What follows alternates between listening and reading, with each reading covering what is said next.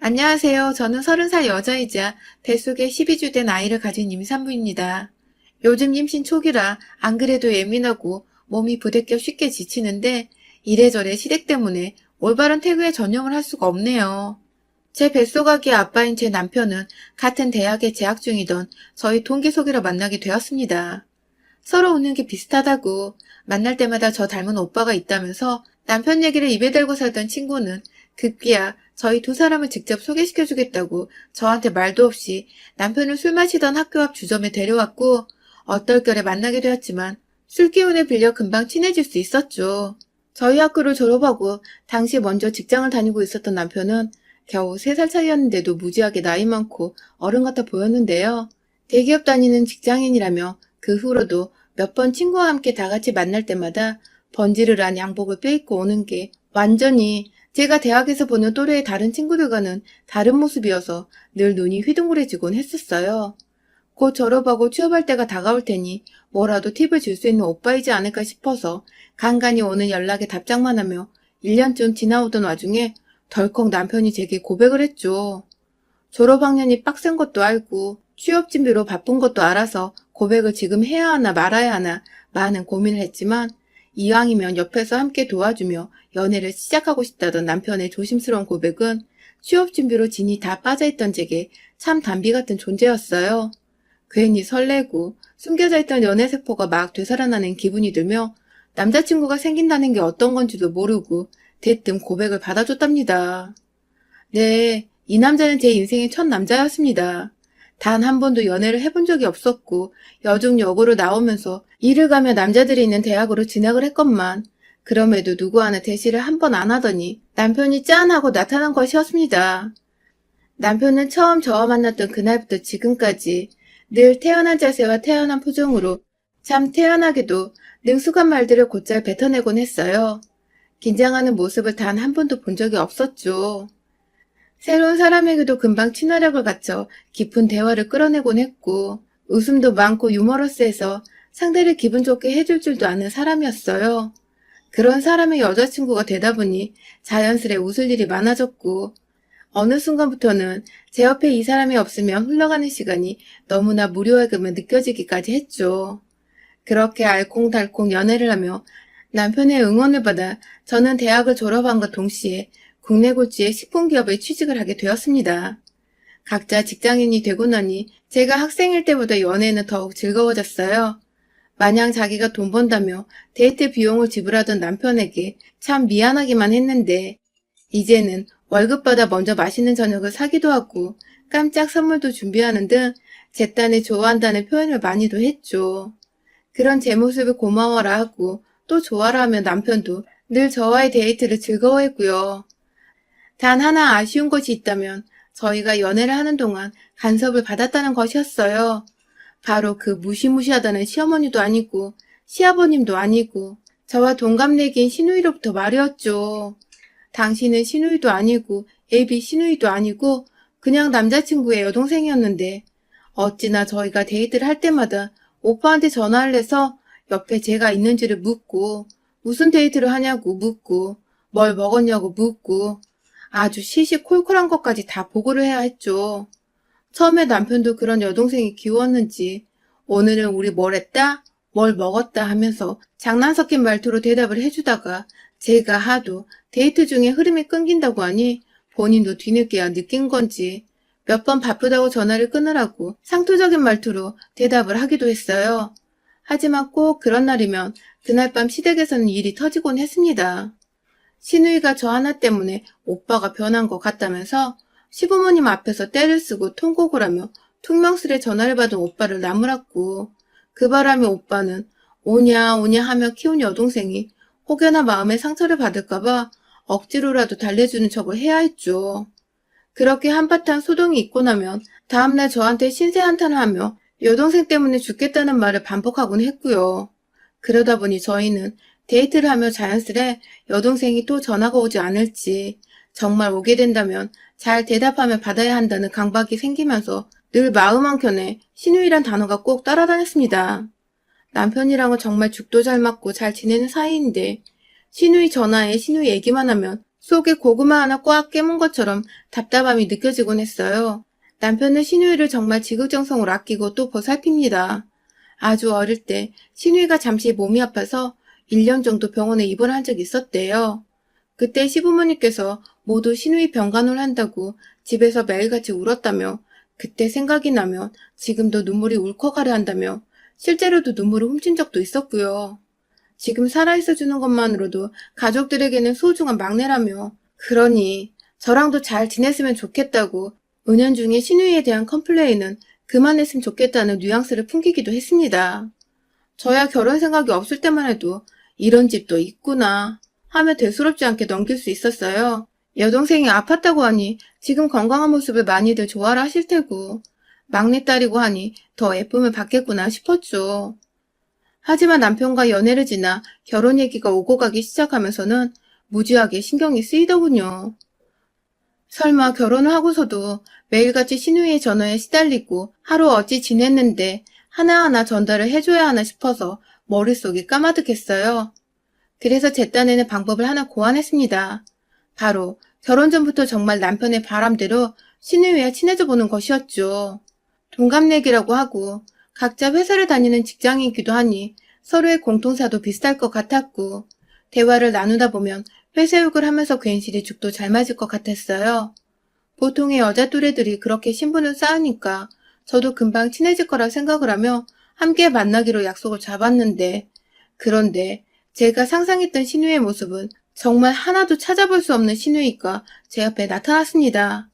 아파서 성인이 된 지금도 자주 병원을 다니던 신우이는 연약하고 여리여리할 인상보다는 약간 저희 남편과 남매가 맞긴 한 건지 하나도 닮지 않은 외모부터 시작해서 새침하고 퉁명스러워 보이는 첫인상이 이런 말을 하면 안 되지만 꼭 홍지파츠에 나오는 못된 파츠 같았습니다. 저요? 사람의 외모만 보고 성격이나 그 사람을 다 파악하는 그런 무식하고 모자란 사람이 절대 아닌데요. 저희 신우이는 정말 제가 사회생활하면서 만난 그 어떤 독한 사람들보다 가히 최고봉이라 할 수 있을 만큼 인상이 좋지 못했어요. 그 바람에 저는 신우이기에 완전히 눌려서 동갑인데도 불구하고 감히 말을 놓을 수가 없었고 이런 저와 달리 제가 쩔쩔매고 있는 걸 알면서도 턱하니 먼저 말을 놓고 예, 쟤 하며 저를 3인칭으로 부르며 가리키는 꼴이 참. 남편과 결혼을 했다간 다른 게 아니라 신우이 때문에 집안 멀쩡한 날이 없겠구나 싶었다니까요. 그날 신우이를 만난 후 연애 중에 3번 정도를 더 만났었는데 그때마다 제 이름 대신 예, 쟤 하며 기분 나쁘게 절 불러댔고 저는 입도 뻥긋 못하도록 남편과 둘이서만 대화를 이어가며 절 의도적으로 배척하고 소외시키는 것도 느꼈는데요. 그럼에도 전 신우이 때문에 고민이 되는 결혼이었음에도 불구하고 오로지 남편을 보며 이 결혼을 결심했습니다.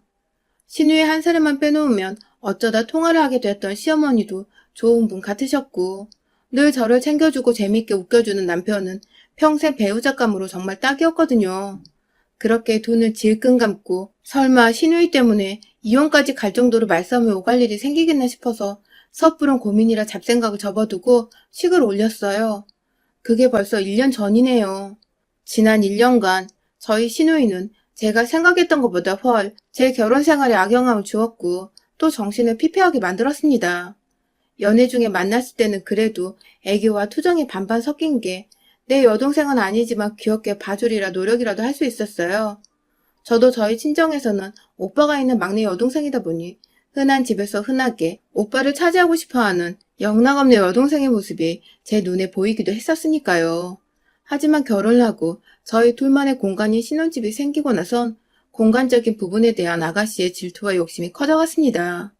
중고등학생도 아닌 제 동갑내기인데 결혼을 하는 오빠가 새 가족을 데려왔으면 친해보고 서로에 대해 알아보고 이해해보려 하는 자세를 가지는 게 먼저일 텐데 우리 신우이는 시부모님과 함께 신혼집으로 집들이러 온 그날부터 그러더라고요. 어떻게 오빠가 내 방 하나 만들어 놓질 않고 신혼집을 차려놓을 수 있냐고 말입니다. 얼이 빠져 턱이 땅까지 미끄러져 간 기분이었습니다. 신혼집의 게스트룸, 하다못해 시부모님 방도 아닌 신우이 방을 차려놓아야 한다니요. 그 말에 네? 하며 놀란 눈을 일부러 더 크게 뜨고는 남편을 쳐다봤어요. 어처구니가 없는 티를 내고 싶었거든요. 그런데 그날 집안이 아주 난리가 났어요. 제가 기분 나빴던 표정을 지었다며 내내 뚱에 있던 시누이는 집들이 음식을 입에도 안 대고 삐져있다가 결국 시아버지가 뭐 때문에 이러냐고 작게 혼을 내자 저한테서 환영을 못 받아 이런다며 꽥 소리만 지르고 집을 나섰어요. 그 바람에 시어머니며 남편이며 여동생 찾겠다고 뛰쳐나가고 시아버지는 제 마음을 너무나도 잘 안다는 듯 괜찮다고 한두 번 있는 일 아니니까 그러려니 넘어가라며 씁쓸한 표정으로 절 위로해 주셨어요. 그렇게 전 그날 이 집에서 시누이 버릇을 잘못 들인 게 시어머니셨구나를 단번에 알 수 있었답니다. 그 뒤로 시누이는 저희 집에 자주 찾아오거나 제게 따로 연락을 하진 않았지만 남편과는 거의 매일이다시피 전화통화를 했었습니다. 처음 한 달 동안은 내내 남편은 시누이의 전화를 받으며 퇴근 후 집에 들어왔고 들어와서도 옷 갈아입고 샤워를 하기는커녕 전화 받느라 핸드폰을 손에 낀 채 소파에 한참 앉아있곤 했어요. 제가 해도 너무한 거 아니냐며 집에 들어올 때만 해도 전화 통화를 좀 줄이거나 밖에서 통화를 다 하고 오라고 눈치를 줬죠. 정말 남편이 철딱선이 없게 여동생과 매일같이 통화를 하는 답 없는 인간인 줄 알고 결혼 자체에 막 실망을 하려 했는데 대화를 해보니 그간 남편도 어쩔 수 없었던 것이더라고요. 회사에 퇴근 후 집에 도착할 때쯤 귀신같이 시누이가 통화되냐고 통화하자며 전화를 불이 나게 하는 바람에 하는 수 없이 전화를 받았던 것이더라고요. 하소연을 하며 제게 털어놓는 남편한테 저도 시댁 식구들과 집들이 이후 또 문제를 일으키기 싫어서 그냥 받으라고 했고 그렇게 남편은 일주일에 한 번 정도 겨우 제 앞에서 시누이와 통화하는 모습을 죄인처럼 들키곤 했었답니다. 참, 이게 무슨 짓인가 싶더군요. 그런데 제가 전화 받는 걸 싫어한다는 걸 시누이가 알게 된 것 같았어요. 남편이 한 달 사이에 갑자기 전화를 피하고 자기 생각으로는 오빠가 집에 도착할 때인데도 바쁘다는 말을 계속하며 안 받으려 하는 티를 내자 그게 다 저 때문이라고 생각을 했나 보더라고요. 그때부터 본격적으로 시작된 동갑내기 시누이의 시비. 그것도 바로 저희 신혼집에서 시작되었어요. 시누이는 전문대를 졸업하고 잠깐 대기업 비정규직으로 1년 정도 일을 한 후 현재 한 중견기업에서 회계 업무를 맡고 있습니다. 고등학교 때부터 특성화고를 졸업해서 그쪽으로 진로를 일찍 잡았다고 들었어요. 그 얘기를 남편한테 들은 지도 벌써 연애 때부터 오래되었었고 시누이가 무슨 대학을 졸업했건 지금은 어느 직장에서 얼마를 받고 뭘 하면 출퇴근을 하든 저는 정말 하나도 관심이 없었습니다. 시누이 인생이니 본인이 원하는 대로 능력대로 사는 것일 텐데 제가 뭐라고 거기다가 잣대를 들이밀겠나요? 그런데 우리 시누이는 본격적으로 신혼집에 자주 발을 들이밀기 시작하면서 저를 살살 긁어대는 말들을 시전하며 제 기분을 왕창 상하게 만들었어요. 남편과 저 둘 다 퇴근하고 집에 와 피곤해서 저녁을 시켜 먹으러 가면 허락도 없이 신혼집에 사과 한 봉지를 사다 들고 오더니 제가 해주는 집밥 좀 먹어보자며 부엌 식탁에 떡하니 자리를 잡고 앉았어요. 말없이 제 집에 찾아온 것부터 기분이 나빴지만 빈손도 아니고 사과 한 봉지를 또 들고 오니 뭐라 할 수도 없고 피곤해서 배달 음식 시켜 먹으려고 한다고 하니 오빠는 결혼해서 고작 와이프한테 바깥 음식을 얻어먹으며 사냐며 결혼 잘못했다고 그렇게 집밥 좋아하던 우리 오빠 불쌍하다며 저와 남편 앞에서 이 소리를 아무렇지 않게 짓거리곤 했습니다. 엄마도 알아? 하며 시어머니한테 금방이라도 일러다봤지 기세길래 잘못한 것도 없는데 전 괜히 쫄아서 당장 집밥 차려주겠다며 손발을 걷어붙여 부엌에서 한참 요리를 하다 갖다 바치곤 했죠. 꼭 집에 올 때는 핑계 댈 만한 것들, 예를 들면 사과 한 봉지나 커피 3잔 등 1인당 돈이 5,000원은 넘지 않을 정도의 음식들을 함께 들고 와서는 제 집에 들어오던 시누이. 그렇게 한두 번 오다 보니 이젠 제가 만만해졌는지 저의 삶에 대해 터치를 하기 시작했어요. 제 직장과 제 나이, 제가 살아온 지난 제 삶들을 모조리 꺼내들어 이러쿵 저러쿵 되도 않는 잔소리와 간섭을 하기 시작한 것입니다. 앞서 말했듯이 저는 시누이가 사는 인생에 대해 정말 단 일도 관심이 없는 사람입니다. 그런데 시누이는 한두 번도 아니고 잘 알지도 못하는 제 직업에 대해 까내리기 시작했어요. 친해지려고 먹을 거 들고 사온 줄 알았는데 저를 까내리기 위한 자리를 마련하고자 찾아왔던 시누이는 다 같이 모여 거실이나 부엌 식탁에 자리를 잡고 앉으면 기다렸다는 듯이 저에게 질문을 던졌어요. 뭐하는 회사냐? 연봉은 세후 얼마를 받냐? 같은 기본적인 것부터 시작해서 그런 식품회사를 다니면 머리에 망을 끼고 일을 하냐? 직접 기름 두르고 요리도 하냐면서 별 그지 같은 소리를 해대며 재밌다고 혼자 웃더라고요. 아니, 식품회사에서 요리사만 근무를 하냐고요.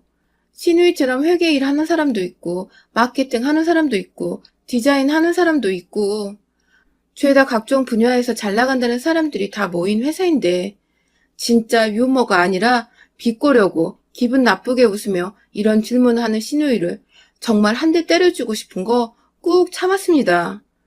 그러다가 최근에 제가 임신을 하는 바람에 완전히 온몸이 긴장의 연속이었어요. 첫 임신이었기에 기쁜 마음도 컸지만 주변에 유산을 한 친구가 있었기 때문에 좀 조심을 하려고 했죠. 남편이나 저나 건강관리를 최우선으로 여기면서 회사도 나름 열심히 다니고 있었고 마인드 컨트롤도 잘하고 있었는데 임신 소식을 듣자마자 또 달려온 우리 시누이. 무슨 말을 해도 정말 최대한 잘 넘겨오려고 했는데 그날 시누이가 절 제대로 빡이 돌아버리게 만들었답니다. 언제나 집에 와서 시답지 않은 제 일상을 걸고 넘어지며 빗꼬리하던 시누이가 하다 제가 인생을 헛살았다는 헛소리를 짓거렸거든요. 제가 대학을 다닐 적에도 취업에 대한 부담이 컸기에 최대한 기본에 충실하자며 졸업학점도 4.2를 유지했고 남들 쌓는 기본적인 어학 스펙부터 각종 전공에 관련된 자격증들을 따다 모았습니다. 지금 다니는 식품회사도 우리나라 1위 식품회사이고 들어가면서 자부심도 컸고요. 저 취업하는 걸 옆에서 봐주고 도와줬던 남편도 그걸 너무나 잘 알고 있고요. 그런데 비교하라는 건 아니지만 전문대 졸업하고 비정규적으로 한번 대기업에 들어갔다 잠깐 일하고 나와서 지금은 작은 회사에서 일하는 시누이가 자꾸만 대기업 별거 없다면서 학점 관리 제대로 못한 나도 들어가질 않았냐며 제 앞에서 저의 대학 시절의 노력들을 다 헛수고했다는 말을 하더군요. 네, 대기업 별거 없을 수 있죠.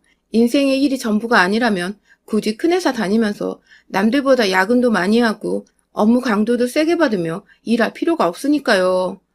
그렇지만 스펙이라고 할 것도 없이 토익 700점 겨우 넘게 받은 게 전부라는 시누이가 제 앞에서 비꼬는 듯한 기분 나쁜 웃음을 멈추지 않으며 계속해서 제게 헛살았다고 말을 하니 그 말이 제 가슴에 비수를 꽂았어요. 그리고 이내 이제 임신을 했으니 쓰다 버려질 게 뻔한 직원이라는 해서는 안 될 말을 던져낸 시누이. 대기업에서는 임신한 여자는 쳐다도 안 본다고. 다른 직원들도 임신한 여자한테 일 시키고 뭐 시키고 하기 마음 편하겠냐며 하다 제게 먼저 일을 그만두라며 보채는 시누이의 말이 듣다 짜증이 밀려오더라고요. 순간 제 표정을 읽었는지 옆에서 남편이 저를 달래보겠다며 시누이의 말을 가로챘습니다. 왜? 요즘 세상이 어떤 세상인데 임신했다고 그만두냐? 시누이를 조곤조곤 가르쳤는데 우리 시누이는 또 그 말에 지지 않고 대답하더라고요. 그리고는 해서는 안 될 말을 하고야 말았어요. 아니 글쎄 지가 뭐라고 제가 임신해서 회사에서 잘린다는데 손모가지를 건다는 말을 하는 게 아니겠어요?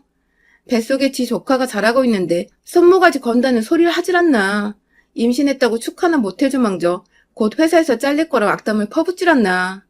이대로 가만두자니 제가 속에서 어마어마한 천불이 나는 바람에 빨리 불을 꺼야 했어요. 매일매일 빈손으로 나누는 시누이가 그날은 손에 시어머니가 주신 들기름을 들고 왔거든요. 회사 퇴근하고 저희 집으로 바로 왔는데도 시어머니 들기름이 손에 들려있는 걸 보니 저를 꼽주려고 아침부터 들기름을 회사에 챙겨갔다가 친히 그걸 들고 곧장 저희 집으로 퇴근을 했나 보더라고요. 저한테 악담을 퍼볼 생각에 기분 좋게 이거 들고 출근했다 퇴근했을 시누이 생각에 머리가 더 터질 것 같았습니다. 아무래도 스트레스를 속으로 삼키느니 밖으로 뱉어내는 게 뱃속 아기 태교에도 좋을 거란 생각이 들었어요. 그 순간 정말 1초의 망설임도 없이 귀하디 귀한 국산 들기름을 그만한 값어치도 없어 보이는 시누이에게 확 부어버렸습니다. 순간 병으로 확 쳐버리려는 걸 겨우겨우 참고는 들기름 뚜껑을 열자마자 시누이와 눈이 딱 마주치고는 곧장 얼굴에 명중을 해서 들이부었죠. 온몸이 얼굴에서부터 질질 흘러내려오는 들기름으로 범벅이 된 시누이는 고소한 맛 때문인지 미끌미끌한 촉감 때문인지 한동안 지금 이게 무슨 일인가 하고 정신을 못 차리고 있었는데 곧이어 오빠! 하면서 남편을 부르며 소리를 지르고 울고 불고 아주 난리가 아니었죠.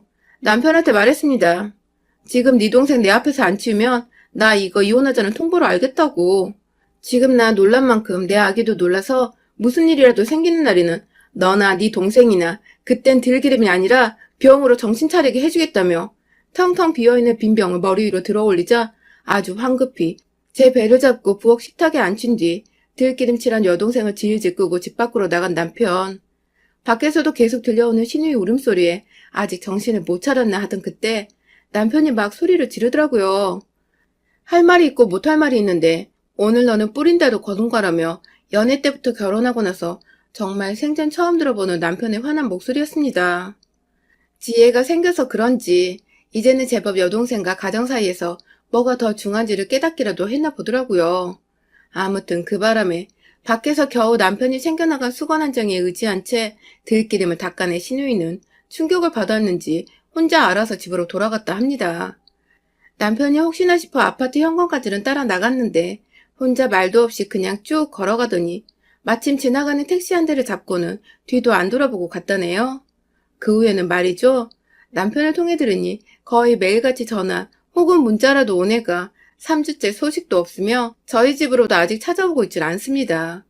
혹여나 싶어 시어머니께 연락을 드렸는데 자신이 준 들기름을 어디서 쏟았는지 얘가 기름칠이 돼서 집에 들어왔다며 그날 이후 조용히 잘 지내고 있다고 하시는데 시어머니께서는 아무것도 모르시고 계시더라고요. 아무래도 우리 시누이 병째 들고 한 대 더 때려줄까 말까 하던 제 모습에 적잖게 놀랐었나 봅니다. 그 덕에 저는 좀 너무했나 싶기도 한데 기죽어 있다는 시누이 소식에 묵은 때가 쓱쓱 벗겨진 기분이에요. 제 집에 찾아와 퇴근 후에도 힘들게 안 하고 또 제 성질 팍팍 건드리며 기분 나쁜 말을 시전하지도 않아 오로지 긍정적인 생각만 하며 태그여도 전념할 수 있게 되었고요. 만약 한 번만 더 또 제 집에 제멋대로 찾아와서 되도 않은 시비를 걸며 제 기분을 상하게 만들면 그땐 들기름칠이 아니라 100% 유기농 올리브유부터 시작해서 대한민국에 있는 기름이란 기름을 모조리 사 모아다가 퍼부어줄 거예요. 여러분의 생각은 댓글로 남겨주세요. 오늘도 시청해주셔서 정말 감사합니다.